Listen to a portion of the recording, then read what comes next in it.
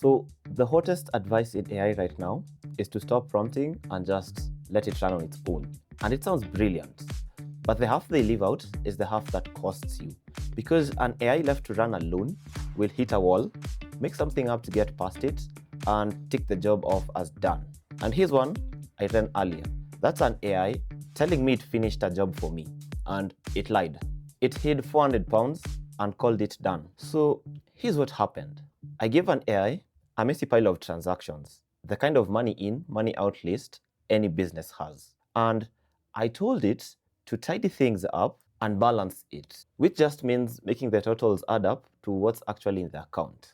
And 2 minutes later, it came back, dead confident, and said it's done and that it all balances. But it hadn't balanced anything. It had quietly buried the bits it couldn't work out. So by the end of this, you'll have a simple 3-question test, and it tells you whether a job is even safe to hand to AI in the first place. And almost everyone asks it backwards. Now, stick with me, because the third question is the one that would have caught this, and the one nobody uses. So this whole idea of handing AI a job and letting it run on its own until it decides it's finished, it has a name, and it's blowing up right now. It's called loop engineering. And quick bit on me, I run an automation agency, so this is the exact stuff we work with every day. Right, and the task I'm about to walk through is in the AI Builders Boardroom. That's my school community for AI builders. Link's gonna be below. Now, here's what loop engineering actually is, because it's simpler than it sounds. So normally, when you use AI, you ask it one thing, and it gives you one answer. And then you sit there and judge it. And usually the first answer isn't quite right. So you go back and forth. You say, no, fix this, try again, all that. And you go back and forth until it's good. Because the first try never is. So a loop just automates the whole back and forth. You give the AI a goal, it makes a plan, it does the job, then it checks its own result against the goal. And then it decides what to do next. And if it's not there yet, it loops back and has another go. And it keeps looping until it thinks the job is done. So you've gone from doing the back and forth yourself to AI doing the whole thing for you. And that's the powerful bit. But it's also the dangerous bit, because somewhere in the loop, it's the AI checking its own work and deciding when it's good enough, not you. So let me show you exactly what mine did, because once you see it, you won't trust an AI tick again. So right here we've got a Google Sheet with messy transactions. So it cleaned up the easy stuff fine. But then it hit 3 entries where the amounts were missing. So we've got this, this, and this. A blank, a damaged, and a gone one. And the AI had no way of knowing what those 3 numbers were.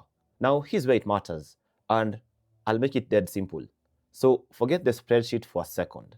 Imagine your bank says £100 left your account this month, and you're writing down what you spent. So that's £40 on rent, £30 on food, and a third receipt you've lost. So you generally don't know if it was £5 or £25. So what do you do with that lost one?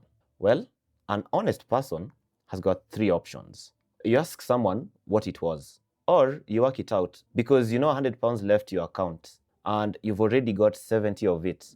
So the missing one has to be 30. Or you just say, look, I've sorted 2 of 3, but one's missing. I'm not finished yet. So those are the honest moves. And every single one of them either finds the right number or admits it's not done. But here's what the AI did. It wrote that lost receipt down as 0. So now its list says 40 plus 30 plus 0 equals 70. And it goes, great, that adds up and I'm done. But it doesn't add up what actually left the account, which was £100. So by calling that missing receipt 0, it didn't solve the gap. It just hid it. And that's the whole error. So I don't know this amount quietly became this amount is 0. And 0 is a real number that's almost certainly wrong. And then it did the bit that actually got me, because it did check its own work before it told me it was done. But watch how it checked. It added up its own numbers and confirmed they matched its own total. But that's always going to match. That's like marking your own homework by copying the answer off the bottom of the page and going like, yep, that's right. So its check could never have caught the mistake because it was only ever checking itself against itself. So back to my real books, it's the same thing. It zeroed the 3 it couldn't work out, told me it all balanced, and it was off by 436 pounds, and nothing looked broken. There was no error, no warning, just a confident green tick that the work was done and the numbers are right. So how do you stop this? Because if you look at the previous run, you'll notice even after running this twice, it got it wrong. This is the 3-question test I promised you. I call it the handoff test. And you run it before you let AI loose on anything. So question 1, can I check it? So is there a real, simple way to know the job is actually done? And with this one, there is. Do the numbers match the account? Yes or no? That's checkable. Then question 2, what if it's wrong? So what does a confident mistake actually cost? And here, it's money straight out of the door. So the stakes are high, which means checking matters even more. And then question 3, the big one, the one that would have caught all of this. Who is the judge? Is it AI making its own work, or is it something outside the AI? And that's the fix. So instead of letting it tick its own box, you give it a rule it can't argue with. Do the numbers match the account to the penny with nothing deleted? Yes or no? And that check lives outside the AI. So it can't fudge it, it can't reward it, it can't grade itself. So now it can't write that lost receipt down as 0 anymore because 0 won't match 100 pounds that actually left the account.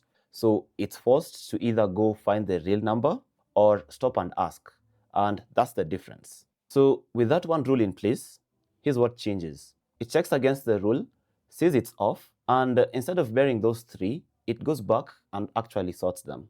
And now it all matches to the penny, nothing deleted. Done. Same AI, same job. The only thing that changed was who gets to say if it's finished. So here's the takeaway, and it's bigger than a pile of numbers. This is the same whether you've got AI sorting your inbox, writing up a report, or tidying up a spreadsheet. The question people ask is the AI smart enough to do this? And that is the wrong question.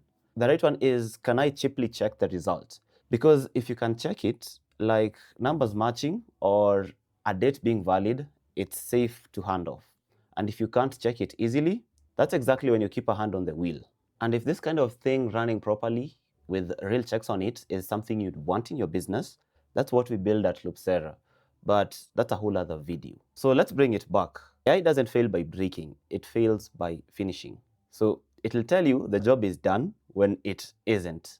And the better it gets, the more convincing it is. And the fix isn't a clever prompt. It's a check that lives outside the AI, so it can't mark its own homework. So run the handoff test. Can I check it? What if it's wrong? And who's the judge? Get that last one right, and you're most of the way there. And I'm curious, what do you think of this? Let me know in the comment section.